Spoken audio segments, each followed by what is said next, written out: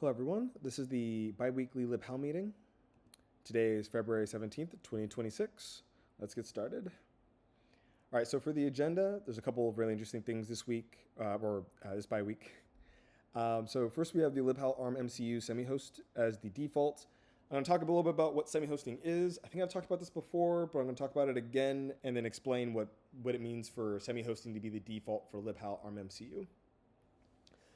Also, I'm going to talk about the new conan docs command.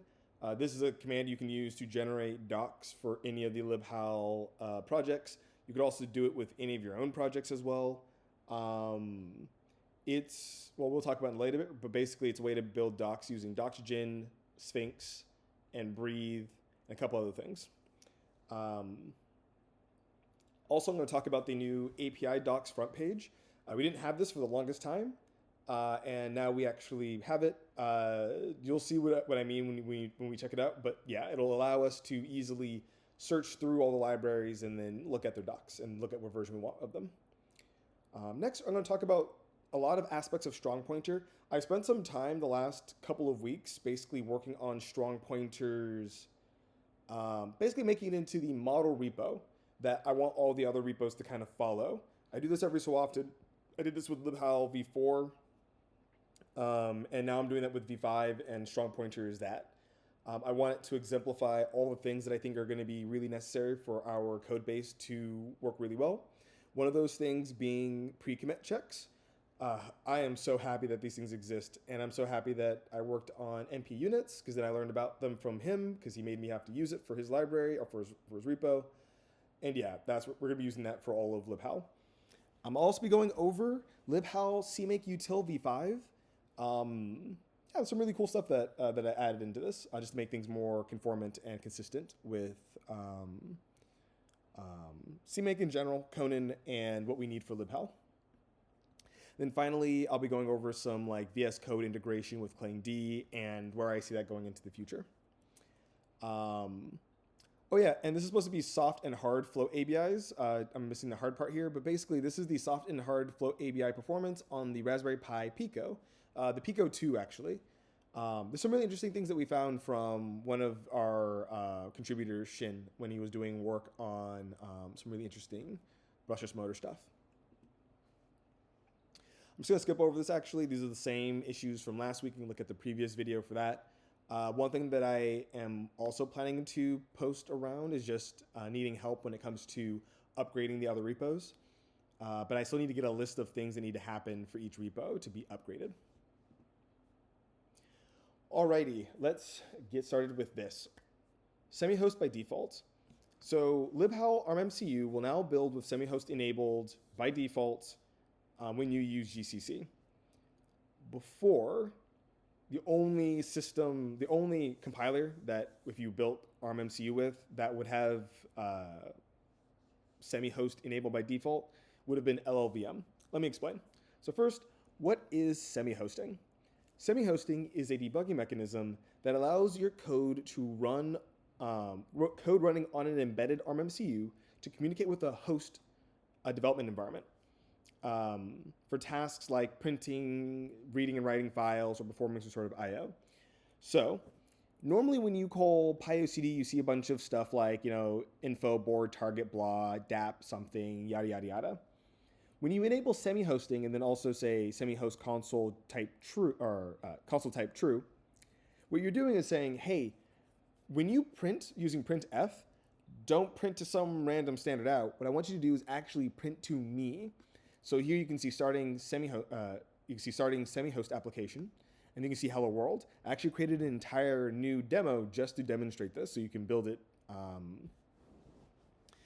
You can build that application and then run it, and you'll be able to get this if you run PyOCD with these settings, which you're going to need to going forward. This also allows you to read files from a host machine. So if you wanted to read music files off your host machine, pull them into a buffer, and then stream them out over some DAC or something like that, you technically could. There's a lot of cool things you can do with semi-host. But the main thing to know about semi-hosting, and I think I'll talk about this later. Actually, I'll talk about that in the next slide. It communicates over JTAG and SWD, the debug port. And that alludes itself to being not the fastest. JTAG and SWD can be very fast, but they're not built to be extraordinarily fast. And semihost, as it's implemented for GCC and LLVM, they're both using picolibc's semihost implementation. It's very slow. Each interaction between your MCU and your host takes like a millisecond. But if you're trying to send out individual characters, that can take some time. Actually, I wouldn't even say a millisecond. I'd say like multiple milliseconds. Sending out hello world, when you see it happen, takes around a second or two to happen. So it's really only beneficial for testing, debugging, and board bring up. But here's the thing. If you never use any semi-host APIs, anything that touches standard out and stuff like that, then you're mostly fine. You won't have to worry about most of this stuff. It's only when you use those APIs, when you need them, when it actually comes into fruition. Your binaries, I should have checked the ROM size, so that's my bad for not providing that. I literally have 2 sections here for checking the differences in ROM and RAM, and I actually forgot to do that this week. But I don't think it was significant. I think it was maybe in the order of like an extra 100 bytes in ROM, and I don't think there was too much in terms of RAM increase. I don't think the semi-host implementation does any sort of buffering either. So every time you try to send a byte back to do printf, it sends the byte to the host and then has to respond back saying I got the byte and then send back the next one. I'm pretty sure that's how it works. I could be wrong. But basically, it's very slow. There's a lot of handshaking. And yeah, if you're not actually using any of these semi-host APIs, there's almost no impact to your performance whatsoever. There is a slight impact, like super minimal. The GCC and LLVM tool chains, I think LLVM also has this issue too. Basically, if you enable semi-host and a debugger is not currently connected to your microcontroller, you'll basically hard fault. You basically hit a fault. I find that to be super silly. There's a way I remember in the past from some other snippet code that I copied and pasted into my project that did the work of checking if there's a debugger. If there's not, it just basically didn't care about semi-hosting. It would attempt anytime there was a call to it, but then would always fail. That was the idea. I did some switcheroos to make that work with ARM-MCU where it actually swaps that stuff in for you automatically. But that's kind of what needed to be done to make all this stuff work. All in all, basically, the only thing that happens is that in some cases, if the startup code tries to use or tries to detect if there's a debugger and does it in a weird way, I have some code that works around this. So at startup, you might have like an interrupt that gets fired, a fault that gets fired, and then you recover from the fault and you continue on. And that's it. That's all. One thing to finish off with is that this semi-host and semi-host console is going to be required. If you don't do it, for the most part, it's fine so long as you don't actually use any semi-host APIs. If you use a semi-host API, it'll trap you. You'll get stuck there in a while loop as the system waits for the debugger to be connected. So just to be safe, just always place this in there. You don't always need to, but it'd be really sad if you were trying to build a robot arm and because you hit a printf statement that wasn't connected to a debugger, it just basically halted and then you went and slammed into something. So that's that. All right, now on to the conan how docs command. Whenever you run that command on its own, it'll look for a docs directory in the directory that you're currently in, and if it's there, it'll check for a doxygen file, and if that's there, and the other things for Sphinx are there, it'll begin building out your documentation. If you add a -- open argument, it will open up the docs in your web browser so you can take a look at them and make sure they rendered correctly. Coming soon, I have a deploy script that I realize I can probably minimize and shove into conan how docs specifically. I don't want to make it too big, but I think it would be really great to also have that in there. But the idea of this would be, it's not really it's meant for CI, or CI will be able to take advantage of this, so we don't have to write extra scripts or other complicated things into the CI. But also it makes this command a little bit more general in a way. It allows this command to, and maybe I'll branch this out into its own command, not have it be part of how. But I want it to be something that's kind of generic that other people can use for just building their own C++ APIs when they have multiple repos.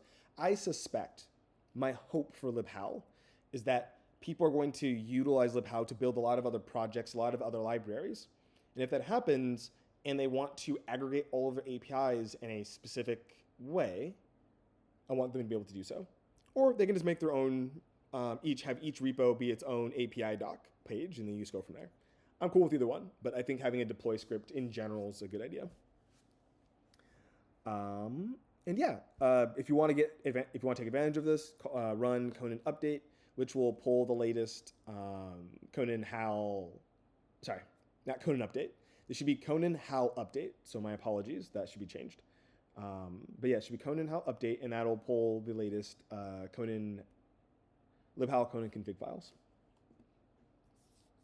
All right, so the part I've been wanting to show you, the new APIs front page. So before we had the API repo, which contains all of the libhal APIs. And if you went to this directory before, it would just say that 404 nothing found. And that kind of bothered me. I really wanted that page to basically be a directory to everything else. There's no search capability yet, but I think into the future, as we make more libraries, this is going to be very much necessary.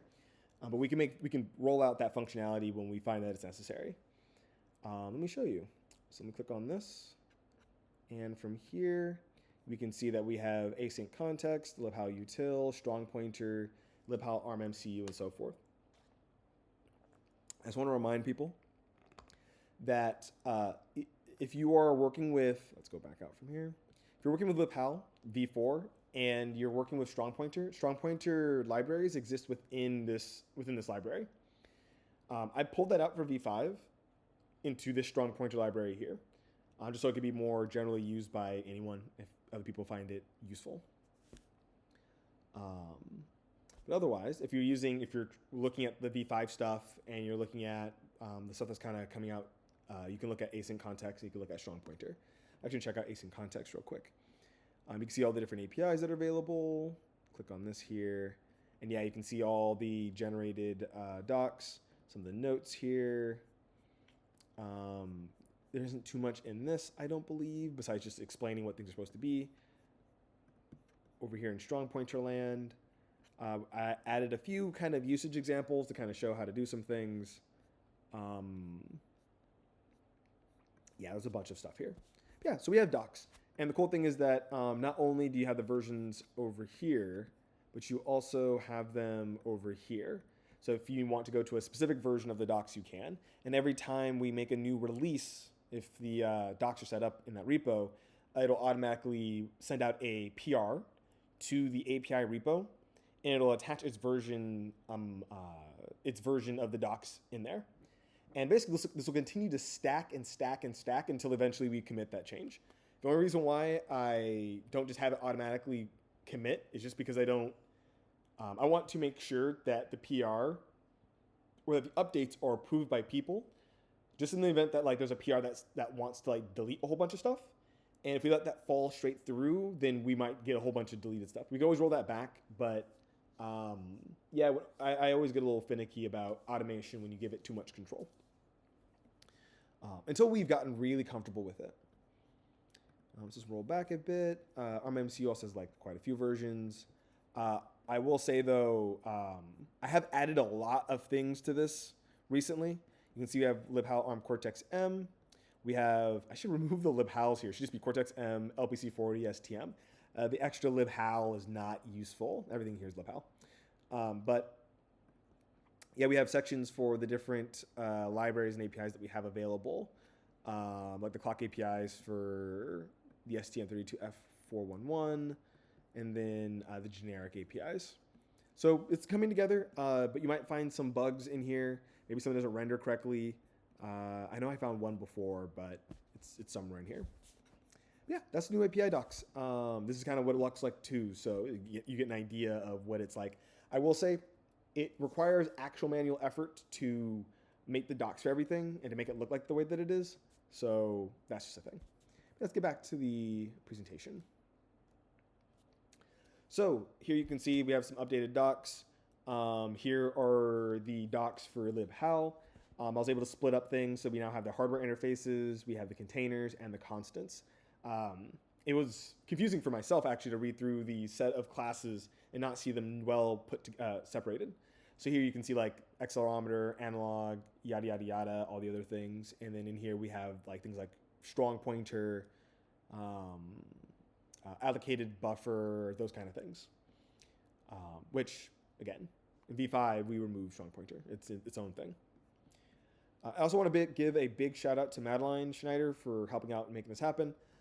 She's the one who pretty much the look and feel and all stuff like that, she helped make all that happen. What I've been spending my time doing is kind of fully fleshing out some of the stuff, fleshing out the things, but also getting the front page working. Oh, and I also wanted to mention one last thing about the front page. As we update things and we commit them into the API docs, I have a CI action that runs and checks for all of the folders and all of their subfolders, which include all of their subversions. And then it creates a file, a JSON file that basically includes what those like links are for everything.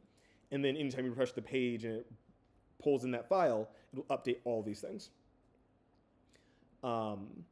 So that was what I was kind of doing, was making that entire workflow work so that we always had this up-to-date system when it came to our APIs. So yeah, that's pretty much our update when it comes to APIs. If you have any questions or things that you want, there's one thing that some members from the robotics team brought up. They wanted a way to see all of the docs all at once and be able to search for anything.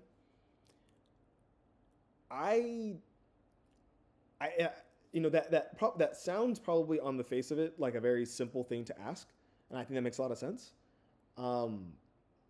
But I want to kind of pull back a little bit and show the fact that there's versions here. We have main, and at some point we're gonna have libhal v4 and v5 are gonna split so that they'll be able to independently upgrade themselves until eventually we stop making progress on v4. But if I showed main for everything, that might get a little bit confusing because there's a lot of reasons why that might be confusing. But also, it may not reflect what is on your application. Like you might be using APIs that don't exist, if you're using APIs from a later major version, then those APIs might not exist anymore. Or there might be APIs that you think exist but don't exist in your version.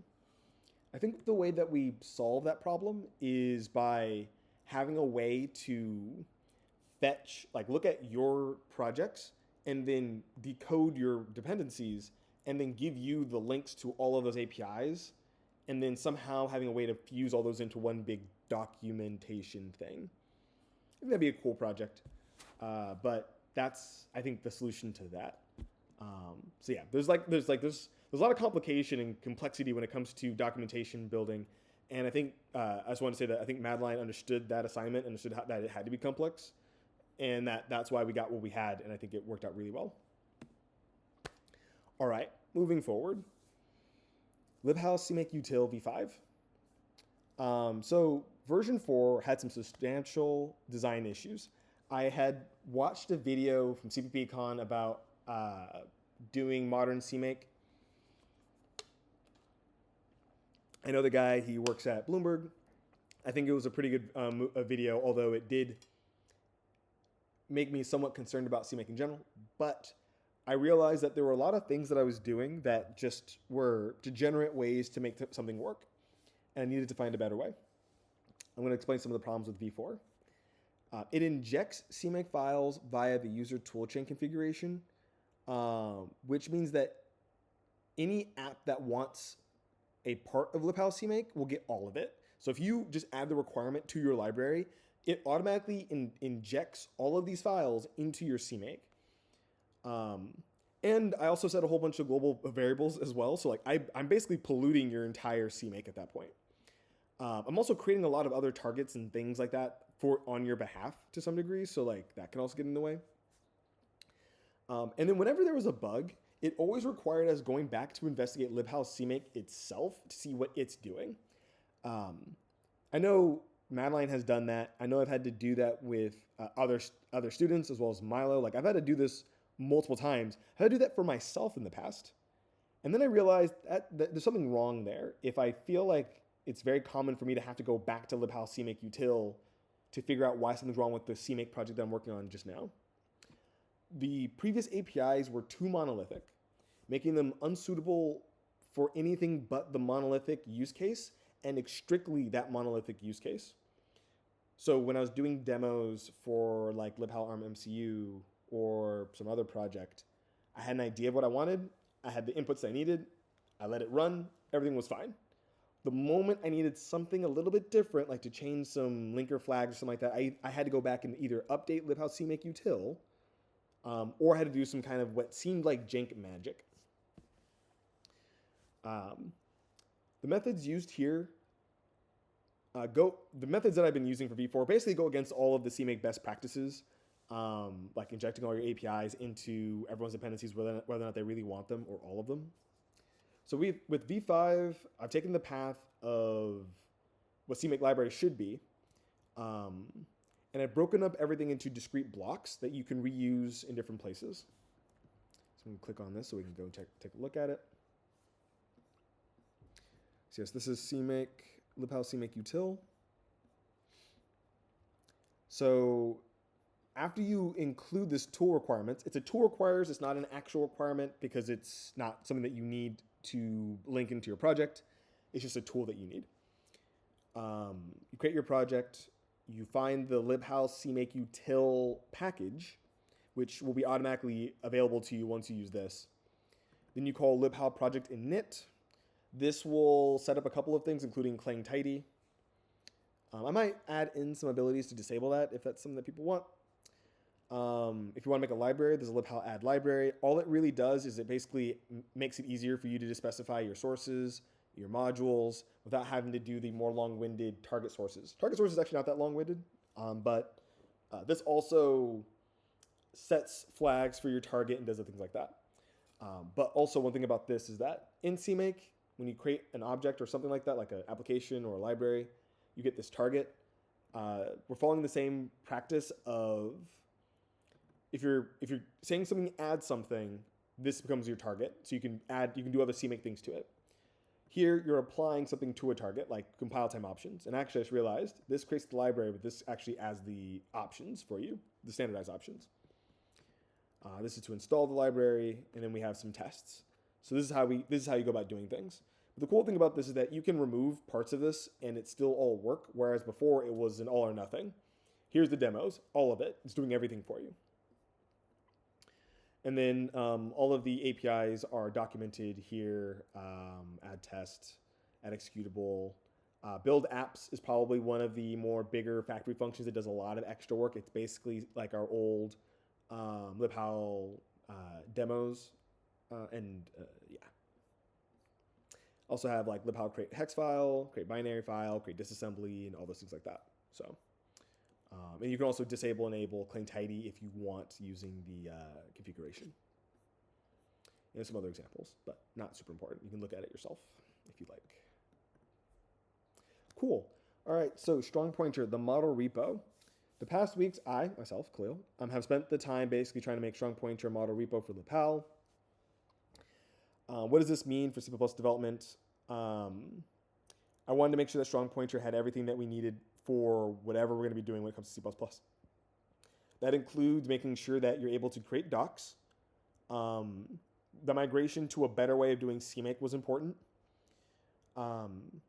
Implementing the unit tests, or specifically making the unit tests better formatted for CMake and ctest. I'll go into that in a little bit. Pre-commit checks, which we'll talk about in a bit. Some vscode stuff. And next up will actually be async context. So now I'm going to be moving all that stuff that I've just done over to async context. We'll start cleaning up that repo and that library. And then once I get schedulers added to that, then we'll move that over to libhal v5, get that kind of a pre-release launched. And then hopefully I'll have some time to make a few libraries work and be ported over for libhal-arm-mcu. We'll see how that goes. All right, so unit tests. Going forward, each unit test will contain its own main function, meaning that each unit test file will be its own application. So that application should test out as many things as that particular thing should be testing. So in the case of strong pointer, we have like a strong pointer test. We have an optional pointer test. We have a weak pointer test. And these are all separate files. They don't always, there is some cross stuff between them, obviously, but for the most part, I kept them isolated as separate suites. So I kept them as separate files. There's some benefits here. Number one, it better works with cmake-ctest. Cmake-ctest will run your test in parallel. And if we have them as separate applications, we can run all those in parallel. Not that it matters. They're all pretty fast. It also improves testing isolation, which kind of sucks for me because I actually prefer non-isolated tests. I actually like it when my tests show me that there's some weird coupling. It'll make other tests fail, and that'll be some sort of hint to me that something's gone wrong. But I think that could also be handled with like asserts, so that might not be that big a deal. And then previous global suite via static initialization, which is what we did before. You create like this global suite object, and then you put all your tests inside of it. That doesn't work on Windows for some reason. I don't know why, and I kind of just don't care anymore to try to like make it work. That's something that we need to figure out in the future because static initialization is important for any C++ program. But I don't care to try to make boost UT work, and I think this works out just fine.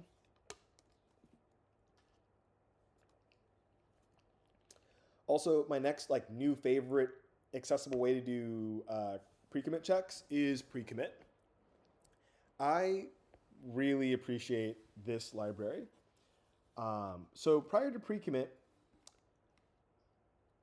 prior to pre-commit, some people would ask me, okay, well, how do I test out that my code is going to be fine for lint? And I'm like, well, run cling format on everything. And I think there's like a cling format git thing you can run to run it on all of your files. And then just, push it. And they're like, wait, hold on. So I can't actually verify on my machine. I need to let the server do that. And I was like, yes. And that's kind of lame. That's really, it's a lot of effort when you also could just do all that work on your machine and then push it out to the machine. There's no reason to waste server time and energy on something like that. So why use GitHub Actions versus running on your local machine before? Well, here's the issues. Before, it was actually easier for me just to tell people to run it, push it as a PR, than to run on their local machine because most people know how to make a PR, but maybe not everyone knows how to install Docker and act to rerun GitHub Actions. Because the thing was, all my linting stuff was in GitHub Actions. And they weren't really like scripts that were running outside of GitHub Actions. So you'd have to either rerun and emulate a GitHub action or execute them yourself line by line. I could have made a script to do this, but also I still needed the other parts of GitHub Actions to kind of install things and all that. Also, if you try to just run the things on your machine, you need to make sure you're using the exact version of clang format. Otherwise, there'll be discrepancies. So just making people use the ground truth, which is the PRs, CI runs, GitHub Actions is what I kind of went for. And then finally, this really is the same thing as here, but like fewer issues of alignment between CI and host machine. If I tell you the CI is the ground truth, then you must make your system fit that.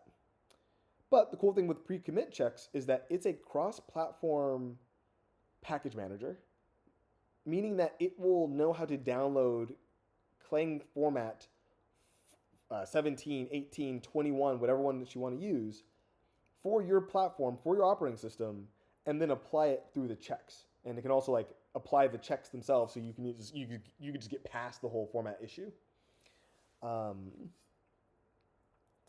This is amazing because now I can just simply tell people to run pre-commit on their machines, and it should know how to handle itself on Mac, Windows, and Linux. And now we don't have to worry about the misalignment between CI and host machine. They should all be the same. Might be some misalignments though in the future, just because that's how things work.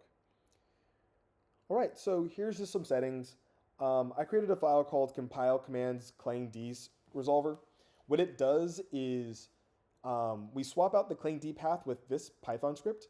It'll run the Python script with all the arguments that it would normally run with clangd. With those arguments, it's going to, first things first, it's going to check the directory, the workspace folder. It's going to look for a compile commands JSON file. If it finds one, it's It's going to use that file to find where LLVM is located. When it finds that, it's then going to use that to find clangd, the actual clangd, and then execute clangd with all the arguments that were passed into this this thing. All this is a proxy. If you build your code using LLVM, this is how you can always keep the clangd that you're compiling, or that the claim that you're compiling with aligned with the clangd that you're using to evaluate your code.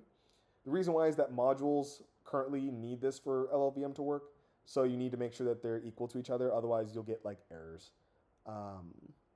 You might have already experienced this if you tried to mess with or work with strong pointer or async context. There is some problems here, though. I don't have a way to handle if you're using GCC. I haven't figured out a reasonable way of solving that. Maybe we can have a cache file that like finds the last clangd instance from before that matches the version of Clang that's running.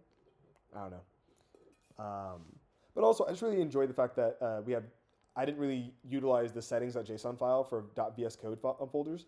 So now we're going to start adding that in so that when you open up a library as a window in VS Code, it'll automatically set up some things for you. I'm excited to actually continue to apply this for other things like debuggers and that kind of thing.